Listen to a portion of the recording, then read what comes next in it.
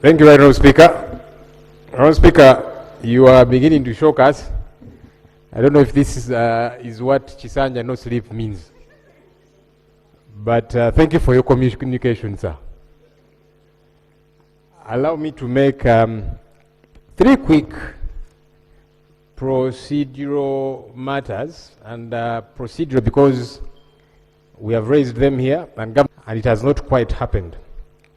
Mr. Speaker, this week, medical interns are meant to report to their stations for internship. We have raised the matter here severally, and the government is yet to come through. Most of these medical interns have not reported to their stations. Why? They're waiting for facilitation from government.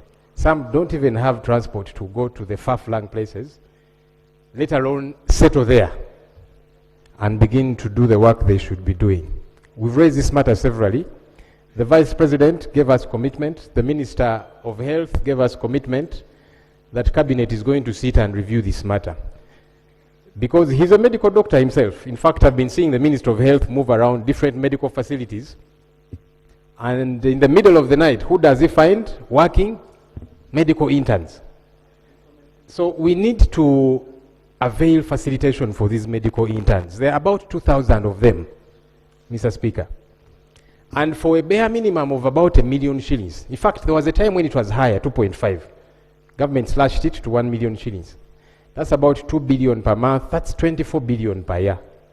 Government can find this money, without a doubt. So that these interns are deployed, they go and work. They're the ones who do the bulk of the work in our health facilities. Procedure matter, LOP. So that's number one, right, Mr. Speaker? Because you have 3. Yes. So what do you want us to do here? Government should give us the feedback they have been promising. Okay. That's one. Yeah. Number 2, Mr. Speaker, there are 10 NGOs that were suspended by government for about 8 months now. Government wrote to them and said, we are suspending you as we investigate subversive activities. They thought this would take a short time and they get back to doing their work because they are legally registered entities in this country. And for that time, they've gotten no feedback. They have not gotten a chance to defend themselves. So government has also promised severally that they will give feedback on this. So government has also promised severally that they will give feedback on this matter. Did the investigation end? What happened? Why didn't they get to know about it? Are they meant to be taken to court? They are in limbo. They don't know what's happening. And yet they are registered in this country to do various work that government knows about. So it's only fair that when you are to suspend, communicate. If there's an issue, they should know so that they probably get to defend themselves. That has not happened. And I do have the list here, which I want to table, so that government tells us. And why the list? Government can say that, no, one of those you've mentioned, that one, no, we have not suspended, or this one, or that kind of thing. So I'll table it here. One is African Center for Media Excellence, Agora Center for Research, Alliance for Campaign Finance Monitoring, African Center for Treatment and Rehabilitation of Torture Victims, Chapter 4 Uganda, Center for Constitutional Governance, Uganda National NGO Forum, Network for Public Interest Lawyers, National Coalition of Human Rights Defenders Uganda, and Human Rights Network for Journalists. So government, talk to us about these NGOs. They employ hundreds of Ugandans who have been out of work for all this time because they thought this matter would end quickly, and it has not happened. Finally, Right Honorable Speaker, I, together with colleagues, have been raising the matter of Ugandans who are abducted. And we are very specific with the word abduction. Because what happens is not provided for in the law, that people are picked up and for months their whereabouts are not known. There's a gentleman called Christopher Godi, also known as King Zale. He was taken on 21st April. Up to now, his whereabouts are not known. There's another one called Baliza William, 10th February is when he was taken. Up to now, no one knows where he is. There's a gentleman called Sam Mugumya. He was taken on 26th of August 2025. It's coming to a year now. Up to now. I keep wondering, if these people have committed an offense, why doesn't government produce them in court?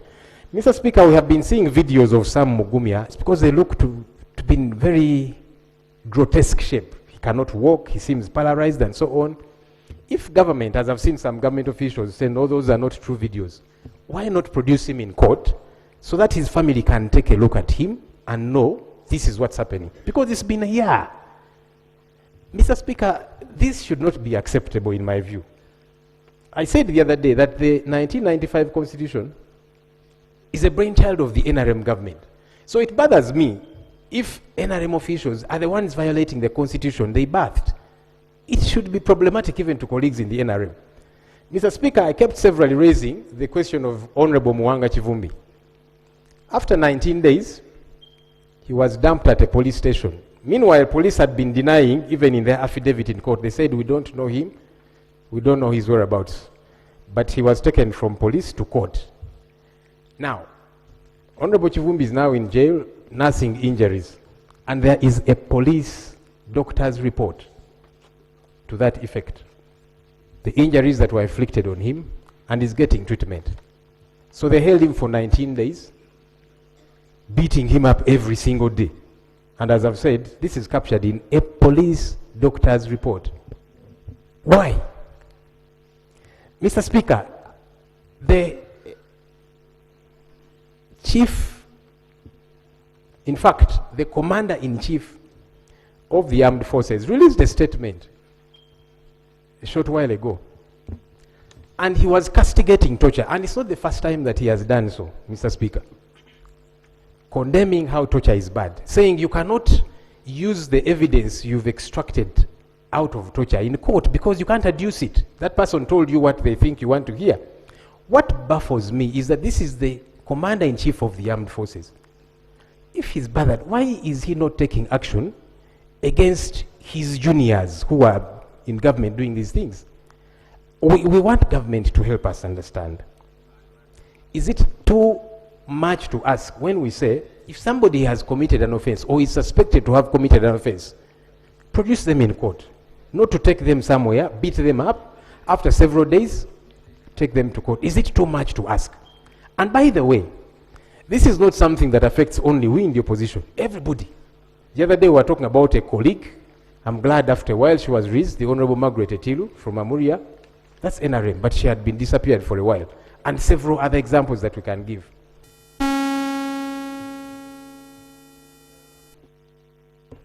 Now, Mr. Speaker, this was my last point. yeah, because So- LOP, you know, the LOP is privileged. Okay? Yeah, but it also has a time limit. So I request you, please, just conclude. And I was concluding, Mr. Speaker. So government needs to talk to us about these three issues: the medical interns, the NGOs suspended, then these missing persons, where are they? But even more important, why is government not shaping up? Arrest people, take them to court, whoever it is, because as we have seen, anyone can be arrested. We've seen vice presidents in this country arrested and taken to jail. So anyone, we are not saying no, some people are above arrest, but do conduct it in a manner provided for in the law. Is that too much to ask? Thank you. Government, we shall start with the issue of interns.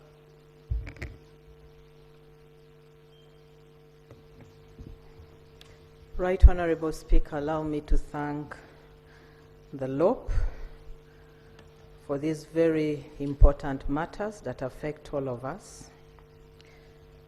Right Honorable Speaker, indeed it is true that interns are being deployed now at their various stations.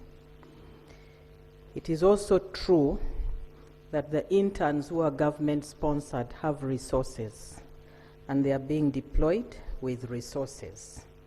The ones who went on private are the ones who don't have resources.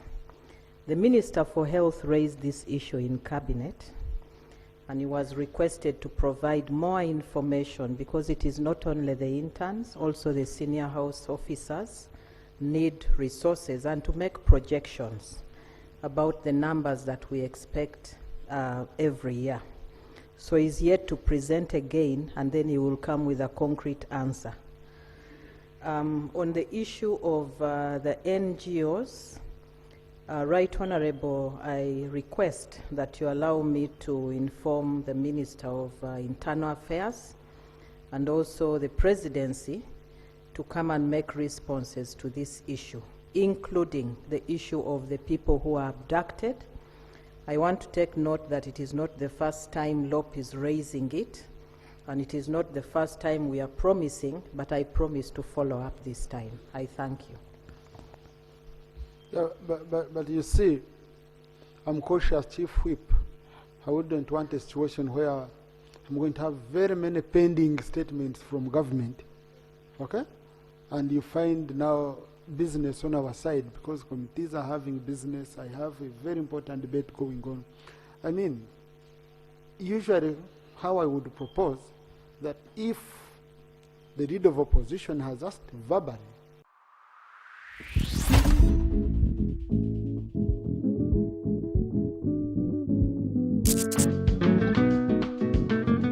otherwise we shall lag on, you know. I don't know, on the front bench, Minister for Internal Affairs, for Defense, it's related to Internal Affairs, and they are cousins. So you can help your cousin on this. That is if you're comfortable, if you feel you're comfortable. It's related to defense, but like he said, they are missing, so clearly he doesn't know, we also don't know. So we have to find out where, because he called them missing. Oh, okay. Since they are missing, we are going to look for them and then come back. I think I'll share with the Minister of Internal Affairs. But because he said they are missing, I can't really know what. Thank you. Let's leave it at that, since they promised. But these are serious issues. Okay, these are serious issues. Attorney General, you want to add on anything, or you're comfortable that way?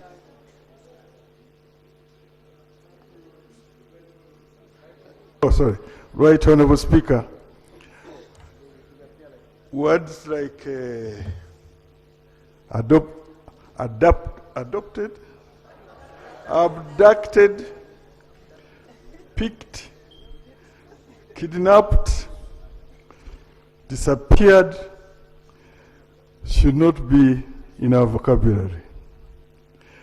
The issue has been brought here before, and I recall the Speaker, Right Honorable Speaker, who was in the chair at that time, stated that this is a very serious matter and it required a special session for the entire House to debate this issue.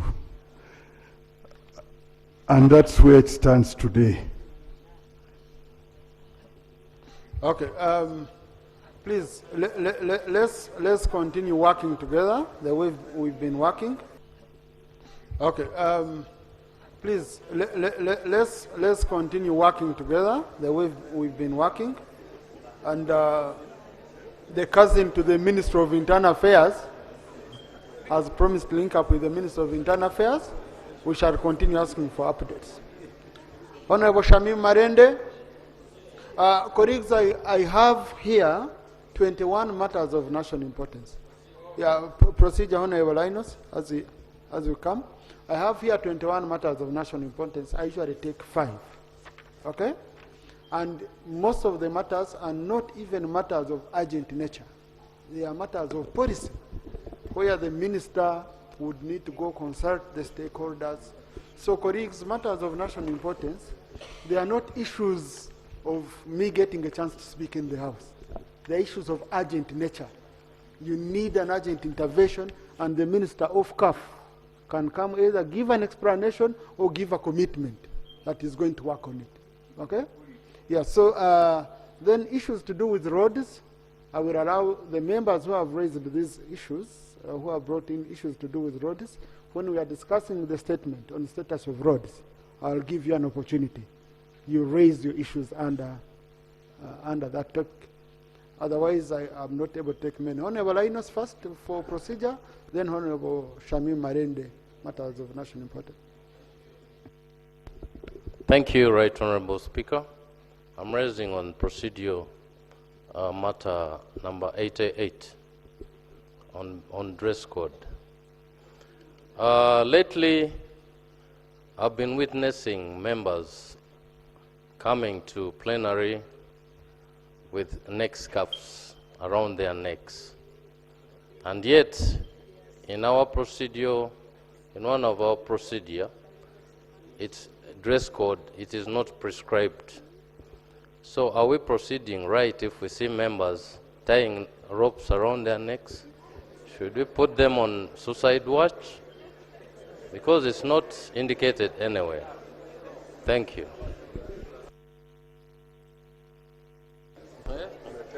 No. Honorable Seungu, you've been here for long. I can see you're itching. To say something about that. Mr. Speaker, sir, not to attack the honorable member, if anything is dealing with the indecent dressing to be a point of order. But when it comes to procedural matter, I am seeing an NRM member now has removed her scarf, which is her decency, by the way. It's her decency. Why? So I don't know whether the honorable member wanted to raise a point of order against somebody. The honorable member there, Mr. Speaker, is wearing a Kaunda suit and is putting on his belief. But Honorable Seungu, you're making a ruling. Is this a coup? Mr. Speaker, I was just seeking for indulgence, whether is he proceeding also well, but raising a procedural matter which should be a point of order. All right. No, honorable colleagues, I think our rules, because for example, for ladies, ladies are very unique in terms of how you handle them. If they are not putting on jeans, sneakers, you know, ladies, it's always a difficult thing to find them out of procedure in terms of dressing. It's more defined for men, but I think a scarf is not a problem. Maybe if a scarf is if it contains certain content messages which can cause disrepute, but I will share with Honorable Ainos later on. He explains to me more. Okay. Honorable Musira, I've just saved you. Now you want to cause trouble. Honorable Marende, Shamim, please.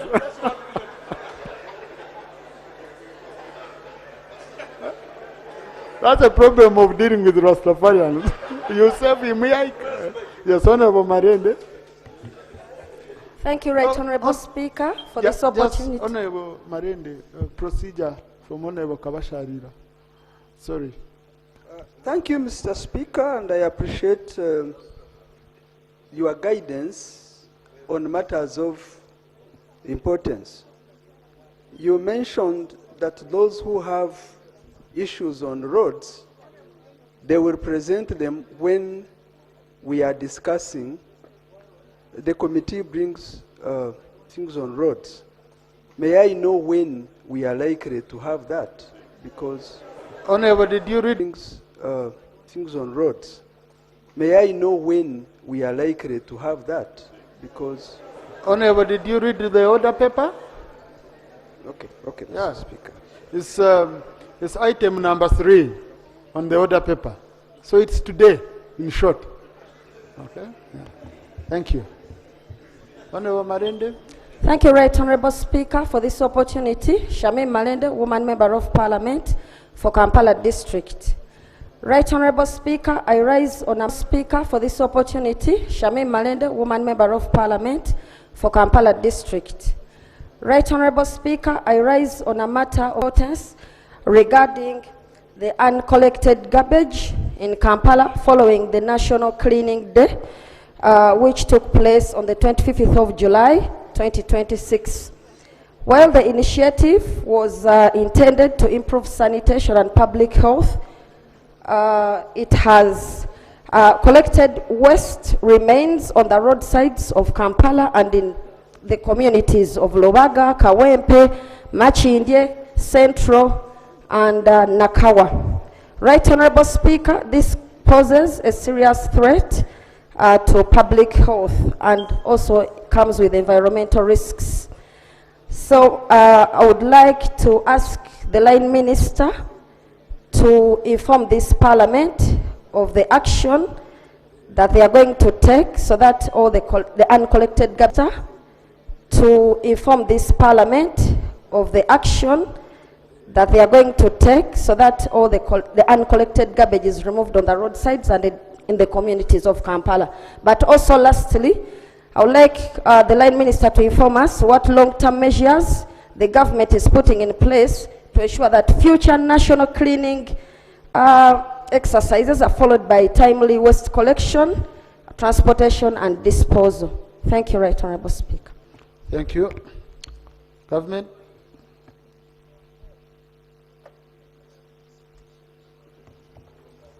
Right Honorable Speaker, allow me to appreciate the Honorable Member who clearly appreciated the activity. Honorable Speaker, allow me to appreciate the Honorable Member who clearly appreciated the activity. And I think the activity has very good intentions to ensure that we are healthy. We take note that the first activity clearly showed that we are overwhelmed. However, this morning, this issue has been largely addressed. KCCA is still moving around collecting waste. In future, we are going to have more trucks all over the country because it is a national activity. We are partnering with many other people who are coming on board to support this activity. And we want to promise you that with serious sensitization, it will be better done and there will be no garbage left around. I thank you. Thank you. Honorable Wimbaba's Beatrice. Honorable colleagues, you don't need to stand up. I have the names ready. I'll be just calling the ones I've chosen. Thank you, Right Honorable Speaker. I'm called Wimbaba's Beatrice, the woman member of Parliament for Hoima District.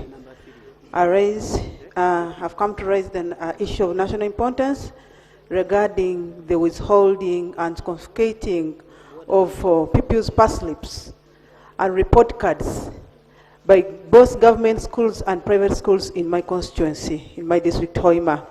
Right Honorable Speaker, guardians and parents are put on pressure to pay for unbudgeted expenditures, especially regarding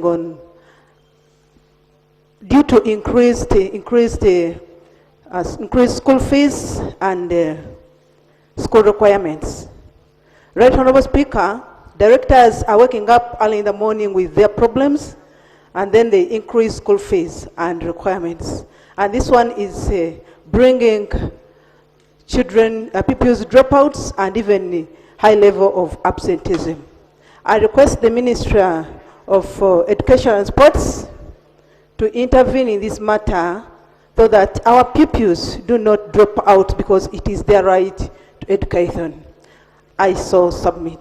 Thank you. You have a Minister for Education.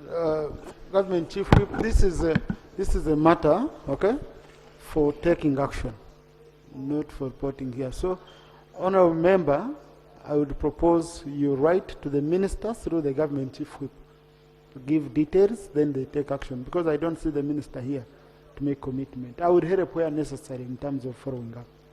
Okay? Honourable P.O. Samuel. Thank you, Right Honourable Speaker.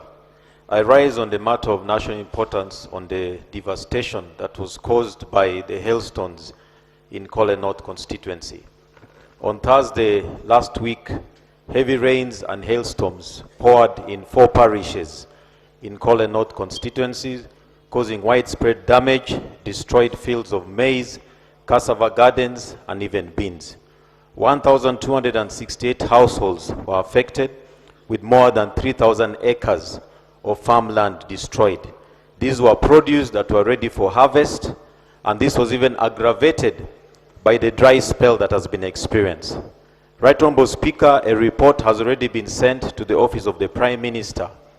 However, this is not the first time this incident is happening in this area. Every second rainy season, this area experiences hailstones. So we need intervention beyond just planting materials. My request is therefore that the office of the Prime Minister sends a team alongside Ministry of Water and Environment, Ministry of Agriculture, to assess the situation and come up with permanent solutions to address this issue. Because every year we've been raising this issue, the same area affected by the hailstones. We now need permanent solutions. So that's my prayer. Thank you. Okay. I have issues of this nature from 3 more members. Let them raise them at once, then you respond together. Honorable Machika Richard will be followed by Honorable Kajwenje and Honorable Janensi. Thank you, Honorable Speaker.